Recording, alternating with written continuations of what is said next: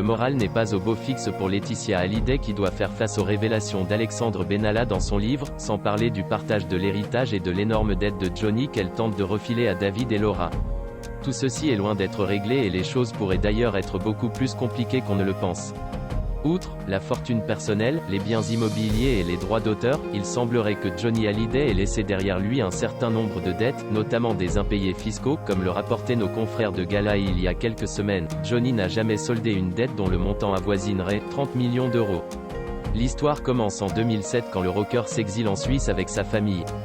Si Johnny Hallyday réside dans ce pays réputé pour son calme et ses paradis fiscaux, ses activités artistiques et commerciales ont pourtant continué d'être imposées en France, où il réalise légalement ses bénéfices. Une fois la dette réglée, il ne restera donc que 10 millions d'euros à se partager entre les héritiers et la veuve de 44 ans. A noter que Laetitia Hallyday de son côté, touche les droits d'auteur des albums et albums posthumes de Johnny Hallyday. Rien que ça, dans son livre intitulé « Mes 1000 concerts avec Johnny », le guitariste Robin Le Mesurier raconte ses moments avec le taulier. On découvre ainsi plusieurs choses que l'on ne soupçonnait pas. Notamment que lors de son hospitalisation au Cedars Ciné en 2009, le rocker n'avait pas compris qu'il était dans le coma depuis 5 jours et avait déclaré « Ça fait combien de temps, 24 heures ?»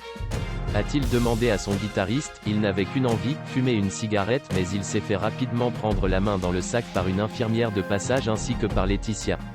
Cette dernière était très en colère et n'a pas manqué de le montrer à son époux et Robin. Ils se sont fait défoncer, racontait en plateau le journaliste de BFM TV. Il faut dire que la maman de Jade et Joy prenait soin de son mari et n'hésitait pas à le réprimander lorsqu'il faisait des bêtises et qu'il ne prenait pas soin de lui.